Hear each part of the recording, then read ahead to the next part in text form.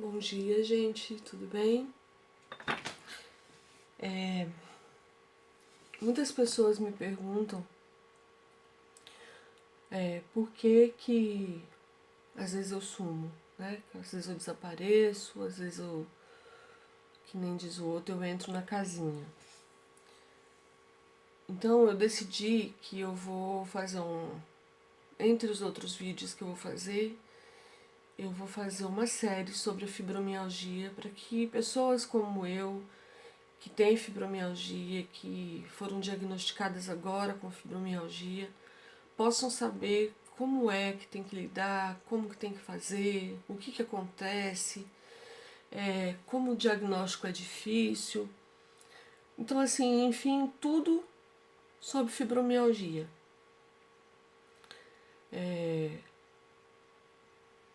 Quais os sintomas, sabe? Tudo.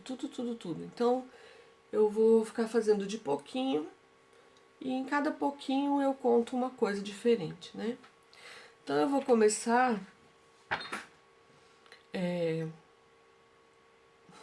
do início, tá bom? E se eu chorar no meio do vídeo, me perdoe, desde já, eu já peço desculpa. É porque assim, fazem 5 anos, mas eu ainda sofro com esse diagnóstico, porque eu sinto na pele, né? Literalmente eu sinto na pele. Mas eu vou começar bem antes. Talvez aí dê para entender um pouco como que surgiu a fibromialgia. Porque assim, a fibromialgia, ela não é e deu fibromialgia, não, ela tem um histórico, entendeu? Ela tem um histórico muito grande, ela vem... Tem gente que não entende o que é fibromialgia e diz, é uma coisa psicológica. Gente, não é psicológico, e ponto. Não é psicológico. É um histórico de vida difícil, é alguma coisa que aconteceu, entendeu? Então, assim, fibromialgia não é psicológico. E ponto. Você sente mesmo, tá? Então, eu já peço desde já para que vocês se inscrevam no canal. Quem tem parente com fibromialgia, quem tem fibromialgia, compartilhe o vídeo para que outras pessoas também possam assistir e ver o que acontece com a fibromialgia, né? Por que ela é assim. Então, assim, eu tive uma infância feliz, né? Porém triste. Eu não sei se vão entender, mas eu explicando talvez vocês entendam. A minha infância ela foi assim, bem uma criança normal. Eu sou a quarta filha de 4, eu sou a caçula, mas nem por isso tive privilégio de caçula. Dizem o contrário com relação a isso, mas eu não me sentia a caçula que os outros diziam que tinha um monte de privilégio. Mas eu fui uma criança muito amada pelos meus pais, apesar do meu pai ter sido muito ausente, mas presente por outro lado, porque quando foi a época da gente ir pro colégio, ele pagou todo o colégio da gente. Eu me lembro que no meu batismo ele veio, sabe? Então, assim, ele foi ausente, não foi ausente, né, na parte de educar, ele foi uma pessoa que educava à distância, mas, assim, meu pai ele abria estrada, então ele ficava muito tempo fora de casa e quem cuidava mais da gente era minha mãe. E na época que a gente é criança, a gente não entende muito isso, e quando cresce, entende menos ainda, mas compreende, né? Mas quando eu tinha 4 anos de idade, eu me lembro que minha mãe ela teve que fazer uma distribuição dos filhos, porque a situação financeira estava muito difícil. E aí minha irmã foi morar na casa de uma tia, o meu irmão, antes de mim, foi morar com a minha avó. Isso muito pouco tempo, graças a Deus, porque depois a gente voltou tudo para casa de novo, né? E eu fui morar com o meu tio, que hoje é falecido. E ali na casa do meu tio tinham 2 crianças. Um era menor que eu e o outro era maior que eu, ou da minha idade. E assim, você nunca é o filho legítimo na casa de ninguém, né? Quando tem crianças. Tem pessoas que conseguem driblar isso muito bem, tratam todos como filho, mas ali eu era muito amada pelo meu tio. E, e foi um tio que eu me apeguei bastante durante aquele período que eu passei na casa dele. Gostava muito dele, sofri muito com a morte dele. Ele morreu não faz muito tempo. Mas depois que passou o período de crise em casa, eu voltei para casa e graças a Deus, eu me lembro quando a gente foi para São Paulo, a gente era bem pequenininho, eles foram buscar a gente em casa, porque minha mãe não tinha condições de mandar a gente. Então foi assim, bem traumático essa saída de casa, né? Pra mim, eu digo pra mim. Para meus irmãos eu não sei. Eu acho que eu nunca conversei com eles sobre isso, sabe? Porque assim, era um assunto que, não sei, é um assunto que não é comentado. Parece que a gente ou tenta esquecer, não sei. Mas eu sei que pra mim marcou bastante isso.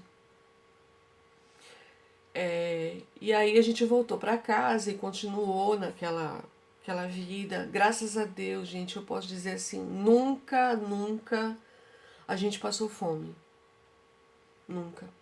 Minha mãe era uma pessoa, é ainda, né, porque tá viva, mas ela naquela época ela era uma pessoa assim muito batalhadora, não deixava a coisa pegar fogo, sabe? Ela fazia alguma coisa, ela estudava na época, trabalhava e tinha 4 filhos para cuidar. Eu me lembro que às vezes ela saía para trabalhar ou para estudar, não lembro direito.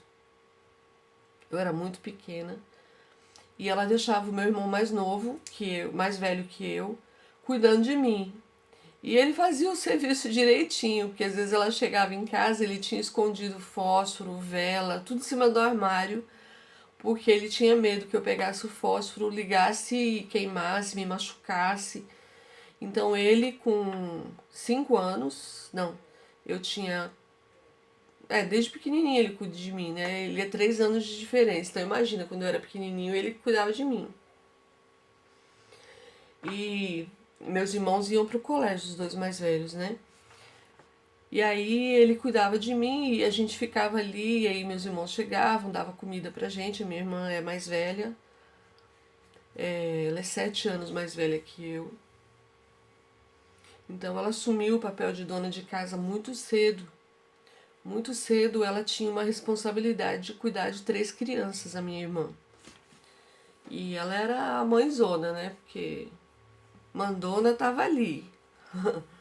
Mas ela é assim como uma segunda mãe pra gente. E a gente, nossa, a gente respeita muito o que ela fala e, enfim, ela é que ficou no lugar da minha mãe quando a minha mãe estudava, trabalhava. Aí minha mãe arrumou uma pessoa pra cuidar da gente, que ela era muito enérgica, muito enérgica. E às vezes ela botava a gente de castigo, eu pelo menos, né? Não lembro dos outros, eu me lembro de mim. Botava a gente de castigo, lavava o chinelo da gente, pendurava na cerca e não era para usar, a gente tinha que andar descalço para não sujar o chinelo. São coisas engraçadas assim hoje, né? Mas na época não era muito legal. E eu tive aquela infância assim bem, sabe? Não tinha boneca para brincar, não tinha. Hoje eu tenho um monte aqui, ó. Olha que linda, gente, olha. Vai nascer aqui na maternidade 7 bonecas uma vez só. É bom que sejam 7, né? Que eu gosto do número 7. Então, aí eu ganhei a minha primeira boneca da minha tia e do meu tio Peter. Minha tia Estéreo do tio Peter. Ela não se lembra dessa história, mas ela me levou uma boneca grandona, negra, com os braços e as pernas abertas, feito de feltro. E eu me lembro até hoje dessa boneca. E foi a primeira boneca que eu ganhei. Eu fiquei muito feliz porque eu não tinha boneca. Eu brincava com caixa de fósforo, fazia que era gente. E aí quando brincava de, sabe, tudo era motivo para fazer alguma coisa. Eu acho que eu já, lá na infância, eu já sabia que eu ia ser artista reborn um dia, né? Mas E aí eu ganhei uma boneca dela, foi a minha primeira boneca. E depois eu ganhei, meu pai numa das viagens dele, ele trouxe uma bolsinha que tinham, acho que eram 5 ou 4 bonecas. Eu sei que tinha uma amarela, uma azul, uma verde, uma vermelha. Amarela, azul, verde, vermelha. E tinha mais uma, eu acho, ou eram só 4. Enfim, mas eu queria um menino e eram só meninas e tinham sainhas. E aí eu cortei o cabelo de uma jeito bem curtinho, só que ela era menina, ela não tinha saia, elas eram de plástico, só a cabecinha que era de vinil, né? Mas aquilo foi uma alegria muito grande. Mas aí chegou a vez de ir pro colégio. Meu pai, ele era muito duro com a gente, sabe? Ele era amoroso, mas da forma dele ser. Então, assim, a gente tinha uma infância, além de feliz, era meio preocupante, porque dava 5 horas da tarde e a gente tinha que estar dentro de casa de qualquer forma. E, gente, essa parte da história é a parte boa, viu? Mas eu tenho que contar, porque a fibromialgia, ela começa, sabe, em algum momento da sua vida. Então, eu não sei se vocês vão identificar, eu quero que vocês digam pra mim depois qual foi o momento. Eu sei qual é o momento, porque eu já fiz terapia pra sair de um caso de um caos de depressão. Eu digo caos porque é um caos mesmo. Eu tô de novo com depressão, mas eu tento driblar isso sozinha, mas não é fácil, sabe? Mas vamos voltar lá atrás. E depois eu quero que vocês comentem durante os vídeos qual foi o momento que vocês acham que a fibromialgia foi o pior, tá? Eu sei qual é. Mas eu tô contando mais para que as pessoas que tenham fibromialgia, ou se você conhece alguém que tenha fibromialgia, identifique qual é o momento, entendeu? Porque ela não começa assim do nada, sabe? Ela não é assim uma coisa, eu tô com fibromialgia hoje. Não, ela tem um histórico e eu descobri isso, gente, fazendo terapia, porque eu também tive que me entender. Porque eu olhava pra mim e falava, espera aí, eu sou inteligente, se isso é psicológico, eu tenho que tirar isso daqui. E aí foi que eu descobri que não era psicológico e tem um caso. E do mesmo jeito que eu tô contando pra vocês, tudo isso eu já contei pra psicóloga e ela descobriu em algum momento. Por isso que eu tô contando, para que vocês descubram, para que você que tá com diagnóstico de fibromialgia ou, como eu disse, tem algum parente, você identifique qual foi o momento que você teve. Qual o momento que isso desencadeou, sabe? Porque isso vem,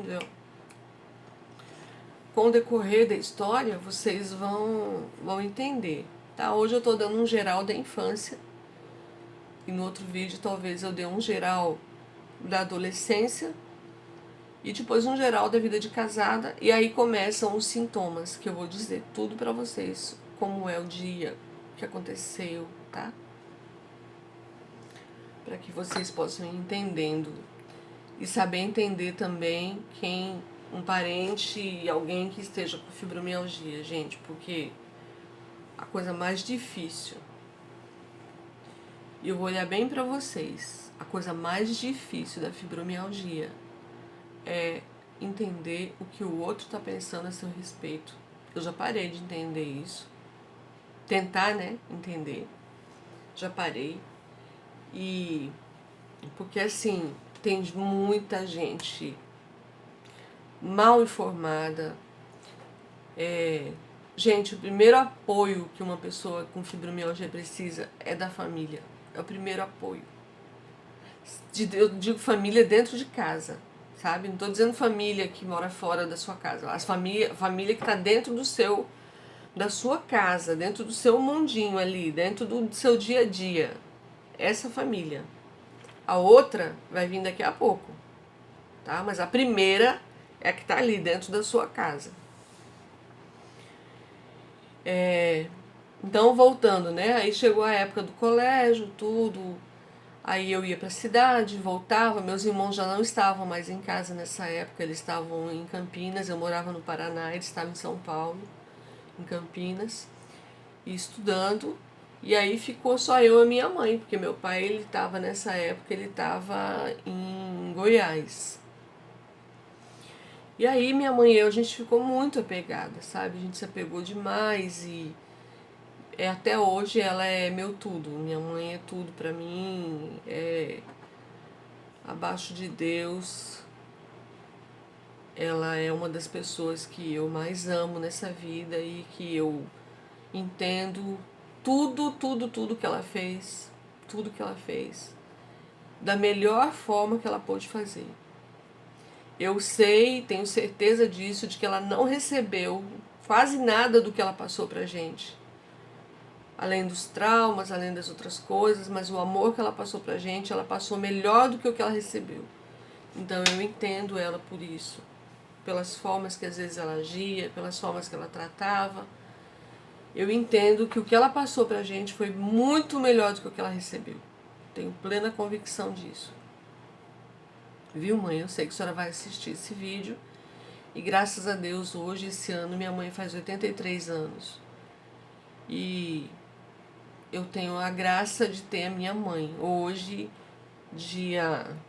Gente, eu tô perdida no tempo. Não sei que dia é hoje, mas eu sei que a gente tá em abril. Vou olhar aqui no meu tablet, viu? Pra não cometer nenhum erro e deixar essa data registrada. Hoje é dia 8 de abril, segunda-feira, 8 horas da manhã, aqui em Recife. Então, hoje, dia 8 de abril, eu tenho a minha mãe, tem 82 anos, vai fazer 83 em dezembro.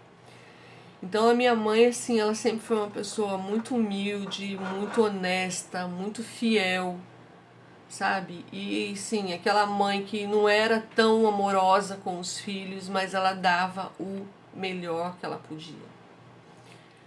Então eu me lembro a minha festa de 15 anos, aliás não foi 15, foi 14, porque com 15 eu fiz no colégio também, que eu fui para Campinas, o mesmo colégio que meus irmãos foram.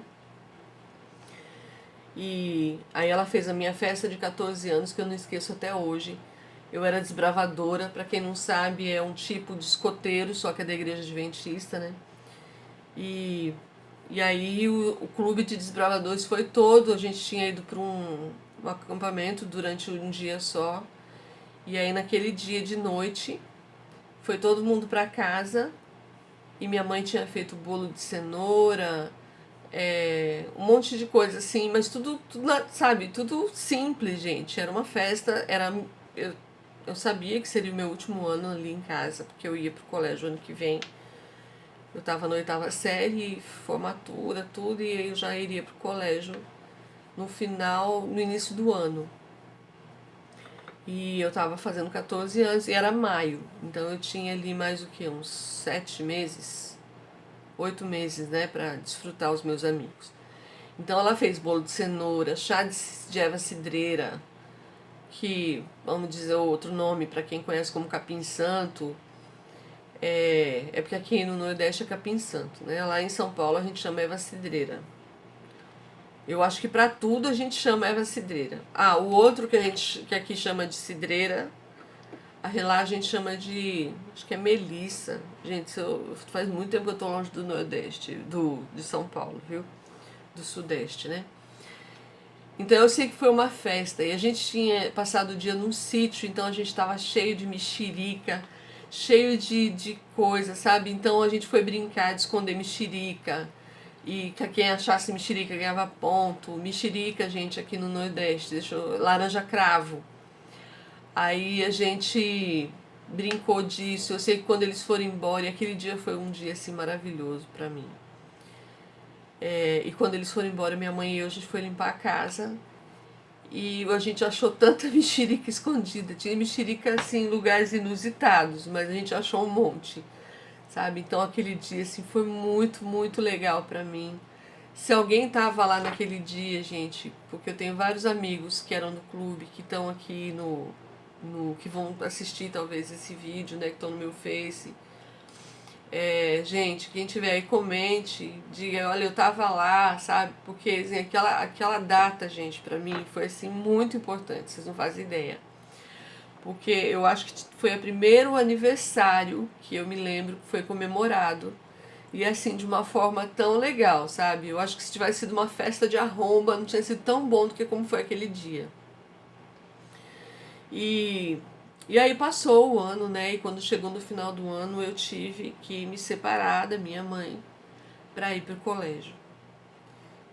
E, gente, foi muito doloroso. Muito doloroso. Eu queria muito ir pro colégio, mas foi assim, muito, muito doloroso. Eu já tive algumas dores na minha infância. Eu tive a dor de perder um tio que eu gostava muito e depois de grande eu descobri que ele era triste, terrível, que nem disse a pessoa, era o pior homem do mundo, mas eu não sabia. Pra mim ele era muito legal e depois eu fiquei até assim, poxa, eu gostava tanto dele, mas eu não tinha essa imagem que as pessoas que conviviam com ele têm, né? Tinham. Então essa foi minha primeira grande perda. Esse meu tio morreu de uma forma assim muito, muito ruim. E pra mim foi uma dor muito grande. Pra mim ele era um, eu não sei se é porque meu pai não ficava tanto em casa, então pra mim ele era um meio que um ídolo, sabe? Quando ele ia em casa, ele tratava a gente tão bem. E eu achava que ele era assim também, né, na casa dele. E pra mim essa imagem dele bom vai ficar pra sempre, porque eu não vi o outro lado dele, né? Mas pra mim ele era uma pessoa muito boa e a morte dele me fez muito mal mesmo. Mas e a segunda grande assim, posso dizer, decepção da minha vida foi quando eu fui apresentar o meu namorado pro meu pai e ele botou meu namorado pra correr, né? Mas meu pai tava coberto, bom, na época eu era novinha, muito novinha, eu acho que não sei o que eu teria feito. Apesar de que minha filha namorou com acho que 12, 13 anos. 13 anos, eu acho. É. Mas o tratamento foi diferente. Mas o meu pai, ele agiu da melhor maneira do que quando ele recebeu, sabe? Do que ele recebeu, a carga que ele recebeu quando ele era criança. Eu quero dizer isso. Ele deu mais pra gente durante a vida dele. Eu tenho certeza mais do que o que ele recebeu.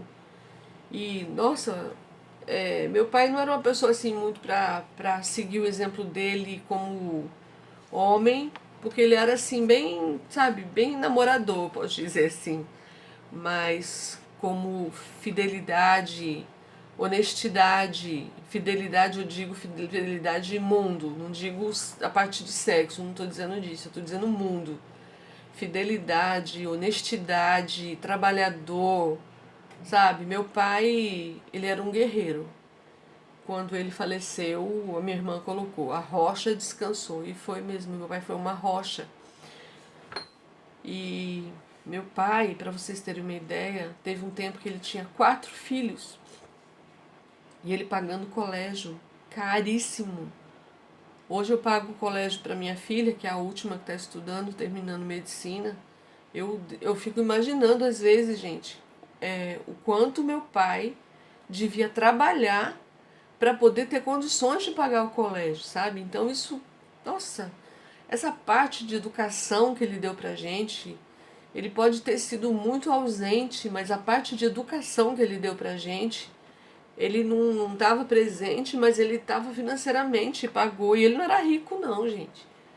Ele abria estrada. Então essa parte ele fez muito bem, sabe? Ele desenvolveu o papel dele muito bem nesse sentido. E, bom, eu tava na parte que eu fui embora, né? Aí eu tive que abandonar a minha mãe ficou sozinha, lá no interior do Paraná. E eu fui pro colégio. Gente, eu chorava todos os dias que eu queria minha mãe. Todos os dias. E,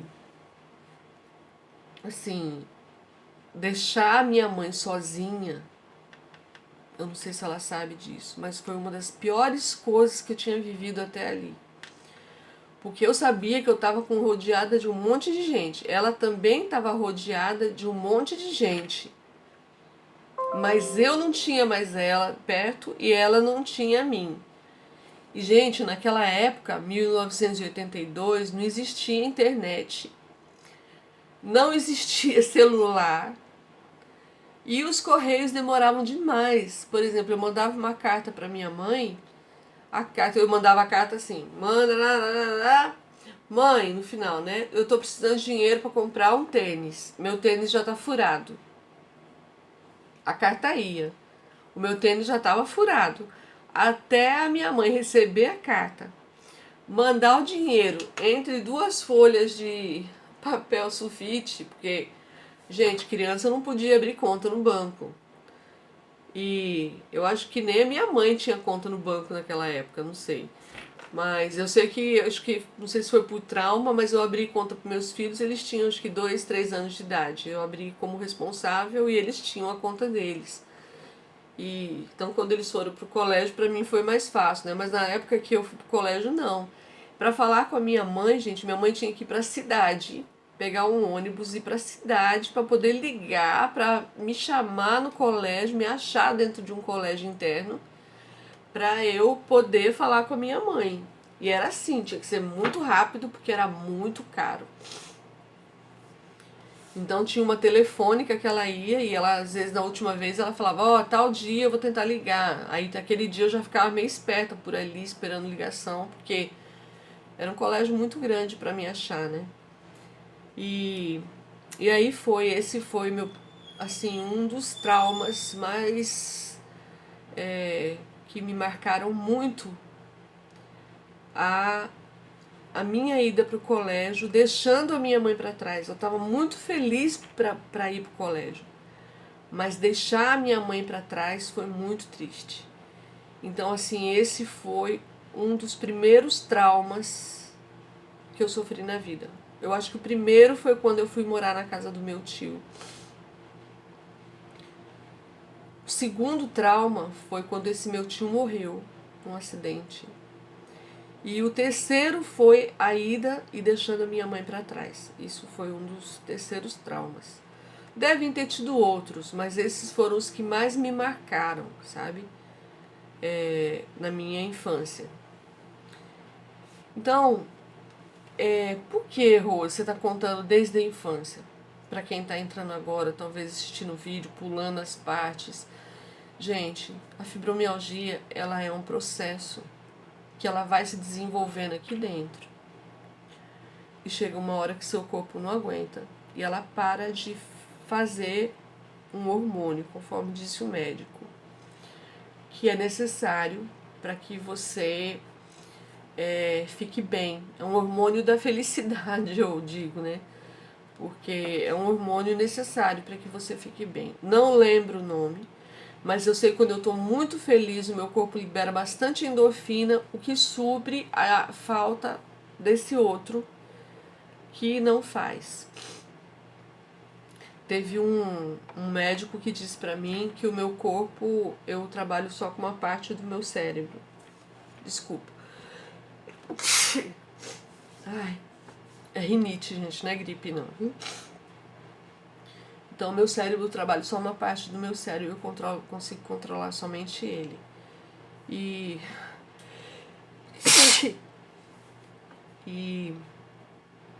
eu sempre, quando eu oro, eu peço para Deus para que Ele controle a outra parte que eu não controlo. Senhor, controle a outra parte que eu não controlo. E a parte que eu controlo faz com que eu trate dela bem cuidadinha, que eu tenha bons pensamentos. Então eu vou procurar, gente, fazer os vídeos de 30 minutos para não ficar tão grande, porque em menos tempo que isso não dá para falar tanto, né? Mas eu vou tentar fazer um vídeo por dia. E quando eu sumir, gente, eu vou tentar gravar também. Não sei se eu consigo, porque eu fico muito mal, a minha cara fica horrível. Vocês vão ver no decorrer dos vídeos o que é que acontece, porque eu vou contar tudo pra vocês. Tudo, tudo, tudo. Peço de novo, já que tá no finalzinho, a gente já tá faltando 30 segundos para acabar o vídeo. Curta, compartilhe, se inscreva, isso me deixa muito feliz. Cada inscrição que eu vejo lá, se inscreveu no seu canal, eu fico tão feliz, vocês não me imaginam. E isso libera endorfina dentro de mim. Gente, um grande beijo, fiquem com Deus, que Deus abençoe o dia de vocês. Por pior que ele seja, no final do dia, agradeça. Agradeça porque você estava vivo para passar por mais um dia. Deus te abençoe muito. Obrigado por estar aqui no meu canal, assistindo as coisas que eu tenho que falar. Eu sempre peço para Deus, pedia, né, para que Deus me curasse. Hoje eu não peço mais porque eu acho que Ele tem um propósito. E quem sabe o propósito é falar para as pessoas que sentem ou que tem alguém que sente o mesmo que eu sinto, que é essas dores da fibromialgia. E no decorrer dos vídeos eu vou dizer tudo pra vocês o que acontece. Tudo. Não vou esconder nada. E olha que não é fácil, gente. Tá bom? Um beijão pra vocês. Passei 42 segundos. Desculpa. Um beijo. Tchau.